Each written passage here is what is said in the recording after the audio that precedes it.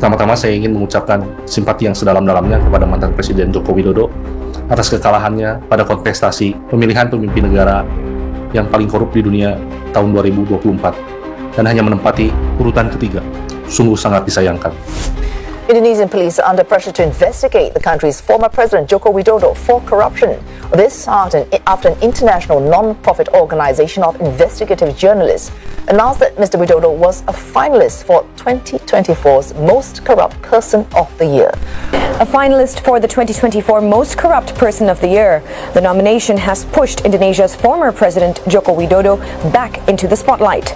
Kontestasi ini diselenggarakan oleh organisasi jurnalisme investigasi global yang bernama OCCRP atau Organized Crime and Corruption Reporting Project.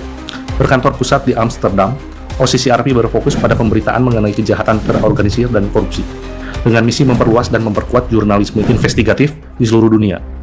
Mereka menyediakan pelatihan, alat, dan sumber daya untuk membantu media dalam mengungkap kejahatan terorganisir dan korupsi, sehingga publik dapat menuntut pertanggungjawaban dari para pemegang kekuasaan. We reveal the truth. We put out real news that is useful to the citizens to make informed.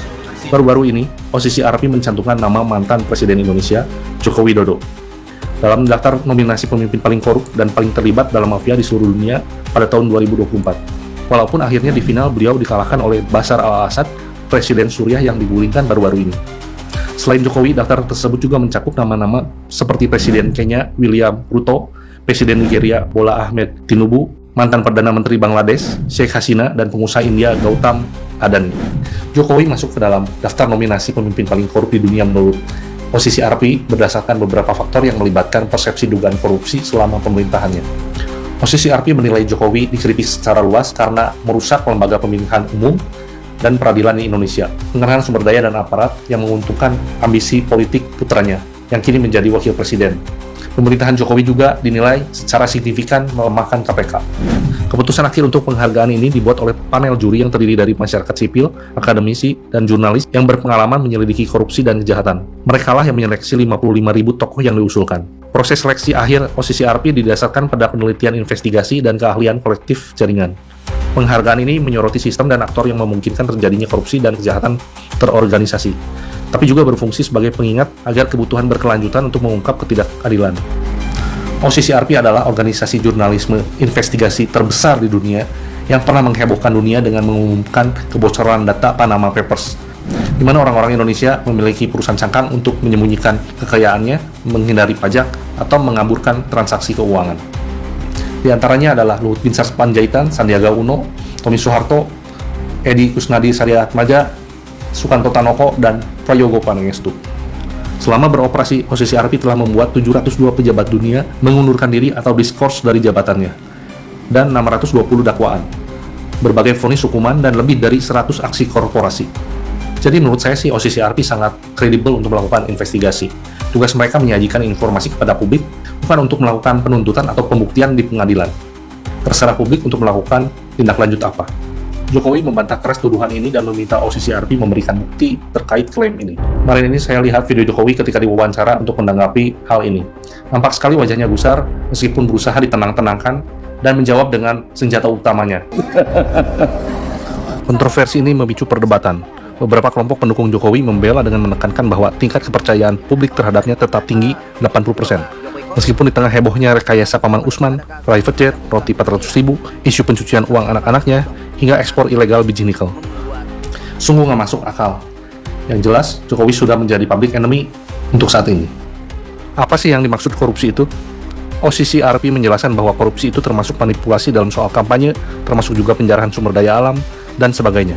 Ini adalah pengertian korupsi dalam pengertian yang lebih luas, yang disebut sebagai korupsi kebijakan. Korupsi kebijakan itu jauh lebih dahsyat dan berbahaya ketimbang hanya korupsi yang nyolong. Karena kalau korupsi kebijakan, dampaknya sangat luas dan sistematis, masif, dan terencana. Menurut YLBHI, ada setidaknya 10 faktor Jokowi layak disebut koruptor. Nomor 1, pelemahan KPK secara sistematis. Lewat revisi Undang-Undang KPK, Jokowi memperlemah KPK, menyingkirkan anggota-anggota KPK yang berdedikasi lewat rekayasa tes wawasan kebangsaan, lalu memasang orang yang jelas-jelas bermasalah menjadi ketua KPK.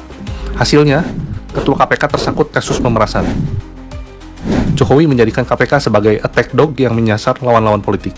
Kalau lawan politik, dikejar sampai Antartika. Kalau sesama mereka, cukup antar kita. Kedua, pertambangan mineral dan batu bara. Ini yang paling dahsyat. Berdasarkan riset KPK, bila korupsi pertambangan diatasi, minimal setiap rakyat bisa digaji 20 juta per orang setiap bulan, bukan per keluarga. Kalau satu keluarga ada 5 orang, berarti 100 juta per bulan. Jokowi membagi-bagikan izin tambang sebagai balas jasa atas dukungan dalam Pilpres 2024. Juga membagikan izin tambang kepada anaknya sendiri, juga menantunya.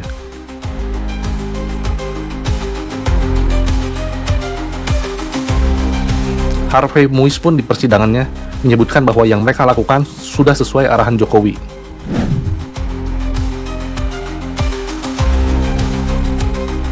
Nomor 3, Omnibus Law dan pengabaian check and balances.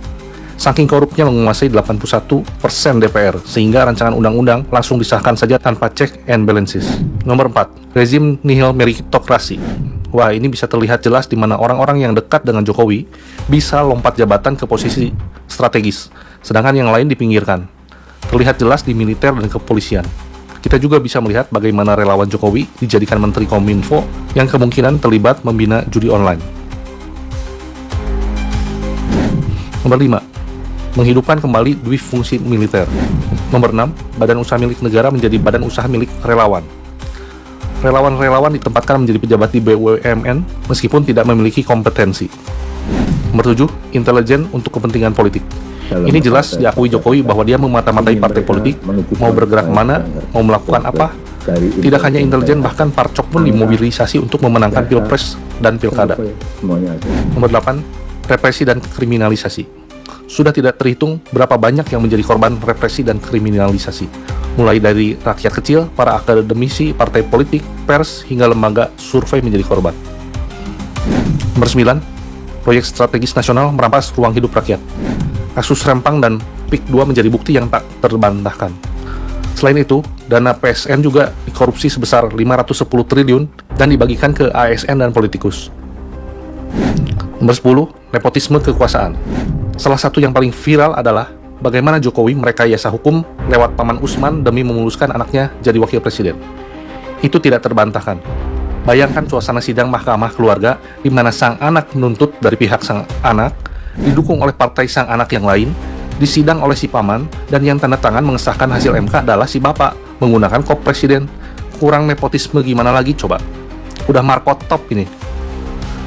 Dan yang paling membuat rakyat marah adalah memperkaya diri sendiri dan keluarga serta kroni, tapi malah memiskinkan seluruh rakyat Indonesia. Menurut kalian, apalagi kelakuan korup yang dilakukan Jokowi? Kita tahu setiap pembiaran pasti ada yang terlibat melindungi dan kebagian rente. Setiap ada kasus yang dilokalisir, pasti ada orang berkuasa yang terlibat. Setiap pengalihan isu, pasti ada isu lain yang ditutupi. Selama ini terjadi pembiaran korupsi, judi online, narkoba, pembiaran tambang ilegal, impor ilegal, mafia migas, mafia hukum, mafia medis, mafia pertanahan, dan lain semuanya. Semuanya ada keterlibatan pejabat. Jadi, sangat wajar jika muncul pertanyaan di publik seperti, apakah kasus Sambo adalah perintah orang nomor 1 untuk menutupi konsorsium judi online 303? Apakah penyerangan hacker terhadap pusat data nasional adalah sebuah bentuk penghilangan jejak korupsi berjamaah? Apakah mengotak-atik undang-undang demi kepentingan pribadi dan keluarga adalah bukan tindakan KKN? Apakah benar terjadi ekspor ilegal biji nikel sebanyak 5 juta ton ke China yang menurut Pak Faisal Basri dilakukan oleh Bobi Nasution dan Erlangga Hartarto? Ada yang nyelundup, dan yang menyelundup itu petinggi-petinggi. Erlangga Hartarto misalnya, menantunya Pak SBY, Pak Jokowi, Bobi Nasution. Saya sebut nama, dan nama itu saya dapatkan dari KPK. Jika itu benar terjadi, kenapa aparat dari RT, RW sampai Kapolri pura-pura tidak tahu? Padahal kegiatan tambang adalah kegiatan yang sangat terlihat jelas. Jutaan meter kubik diangkut ratusan truk-truk super besar hilir mudik setiap harinya. Dikirim dengan sekian banyak mother vessel. Apakah kalau berkuasa boleh seenaknya begitu? Hanya waktu yang akan menjawab.